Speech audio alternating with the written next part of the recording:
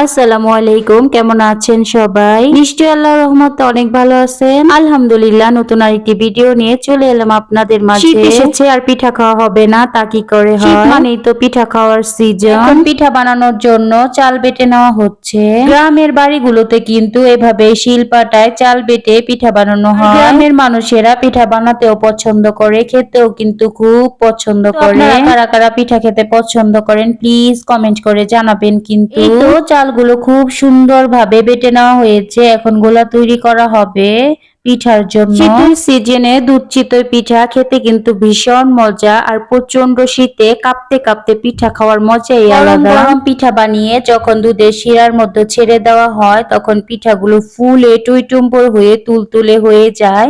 চামচ দিয়ে কেটে কেটে খেতে ভীষণ মজা লাগে। শীত আসতে না আসতেই কারা কারা দুধ চিতই পিঠা খেয়েছেন আর কারা কারা এখনো খাননি প্লিজ কমেন্ট করে জানাবেন। কিন্তু দুধ চিতই পিঠা না, শীতের সিজনে গরম গরম ভাপা পিঠা খেতেও কিন্তু বেশ মজা। আজকে দুধ চিতই পিঠা বানানো হচ্ছে আলহামদুলিল্লাহ, এরপর আমরা ভাপা পিঠাও খাবো ইনশাল্লাহ। আপনারা তো দেখতেই পেলেন পিঠা বানানোর জন্য গোলা তৈরি করে নেওয়া হয়েছে। এখন আবার পাতিলের মধ্যে পানি দেওয়া হচ্ছে শিরা জাল করে নেওয়ার জন্য।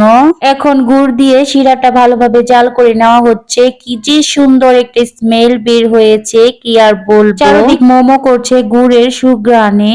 গ্রামের বাড়িগুলোতে শীত আসলে এরকম সুঘ্রাণ মাঝে মাঝে পাওয়া যায়, তখনই মনে হয় শীত এসেছে শীত এসেছে। এই তো এক এক করে পিঠা তৈরি করে নেওয়া হচ্ছে। কত সুন্দর ভাবে দেখুন পিঠাগুলো ফুলে উঠেছে। এইভাবে এক এক করে সবগুলো পিঠা বানিয়ে নেওয়া হবে, এরপর শিরার মধ্যে পিঠাগুলো ছেড়ে দেওয়া হবে। সুস্বাদু এই দুধ চিতই পিঠার ভিডিওটি আপনাদের কাছে কেমন লাগছে? ভালো লাগলে প্লিজ আপনারা চাইলে একটি লাইক শেয়ার করে দিতে পারেন। ইনশাআল্লাহ নতুন নতুন ভিডিও নিয়ে চলে আসবো আপনাদের মাঝে। আর ভিডিওতে যদি কোনো ভুল ত্রুটি হয়ে থাকে অবশ্যই প্লিজ ক্ষমার দৃষ্টিতে দেখবেন। এই তো দেখেন এরই মধ্যে কতগুলো পিঠা বানানো হয়ে গেছে।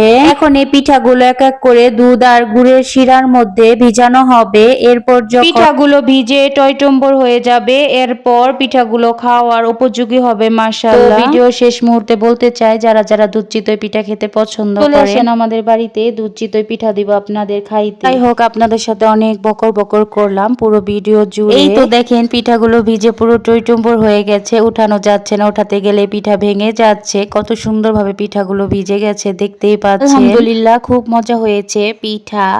তো ভিডিওটি আর বড় করতে চাচ্ছি না, পরবর্তী ভিডিও দেখার আমন্ত্রণ জানিয়ে আজকের মতো এখানে বিদায় নিচ্ছি। দেশে বিদেশে যে যেখানে আছেন ভালো থাকেন সুস্থ থাকেন। ধন্যবাদ সবাইকে পুরো ভিডিওর সাথে থাকার জন্য। শুভকামনা জানিয়ে আজকের মতো বিদায় নিচ্ছি। আল্লাহ হাফেজ।